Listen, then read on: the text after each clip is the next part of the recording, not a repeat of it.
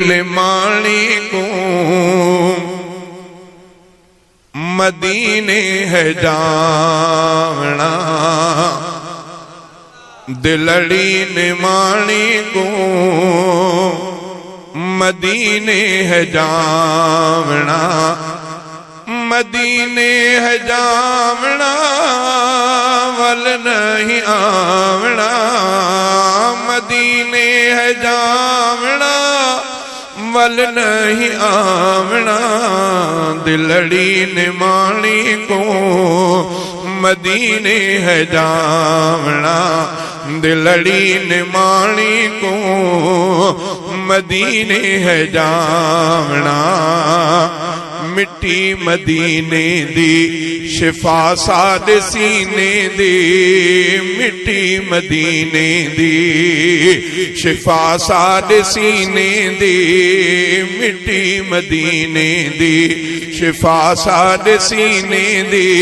सुरमा बनावना अख विच पावना, सुरमा बनावना अख विच पावना, दिलड़ी निमाणी को मदीने है जावना, दिलड़ी निमाणी को मदीने है जावना, मदीने है जावना वल नहीं आवना, मदीने है जावना वल नहीं आवना, दिलड़ी निमाणी को मदीने है जावना।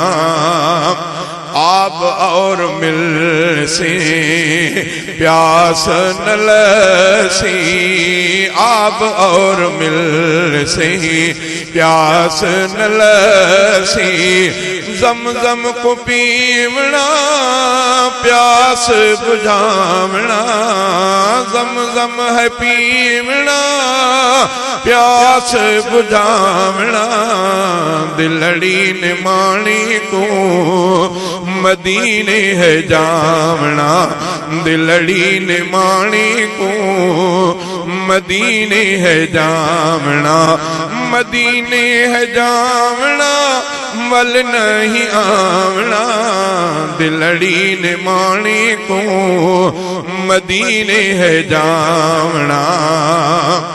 दुनिया दे और मेवे खावा रज नथी वे, दुनिया दे और मेवे खावा रज नथी वे, दुनिया दे और मेवे खावा रज नथी वे, मदीने दा खार का खजूरा को खावना, मदीने दा खार का खजूरा को खावना, दिलड़ी निमाणी को मदीने है जावना। अल्लाह से को दुआ है अल्लाह ताला सभिनी कलमे पढ़ंदड़न के बियो न त हयात में हिक हिक दफ़ो सभिनी के हरमैन शरीफन जी ज़ियारत नसीब फरमाए। इमामुल अंबिया फरमायो त जंहिं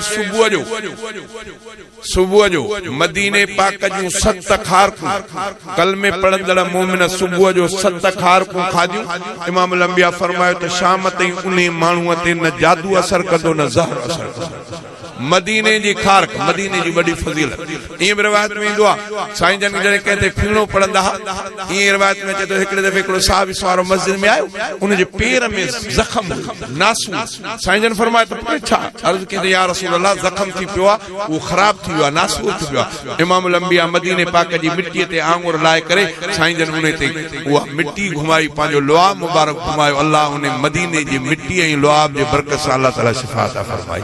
ॿुधो अथव त इमामुल अंबिया ख़ैबर वारे ॾींहुं इमामुल अंबिया सोणे अली उल मुर्तज़ा जे अखियुनि में लुआब मुबारक हुए तो हज़रत अली से फरमाए थो त उन लुआब खां पोइ मां अलीअ जे जिस्म में कैफियत ॿी ईअं रिवायत में ईंदो आहे त सोनो अली उल मुर्तज़ा ऊन्हारे में जेकॾहिं थुल्हा कपिड़ा पाए तॾहिं बि उनखे परवाह न हूंदी, सियारे में जेकॾहिं सन्हा कपिड़ा पाए तॾहिं बि परवाह न। साहिबनि अर्ज़ु कयो त साईं तव्हां इहा कैफियत कीअं तव्हांजी थी आहे कि जॾहिं इमामुल अंबिया ख़ैबर में मुंहिंजे अखियुनि ते लुआब लातो ऐं अखियुनि में विधो उन उन खां पोइ अलीअ खे गर्मी सर्दी सताईंदी न आहे। ए मुस्तफ़ा जो लुआब बहरहाल इन ते ॻाल्हायूं त घणो, मां हज़रत साईं जो टाइम वधीक नथो वठां। हज़रत मौलाना अब्दुल्ला साहब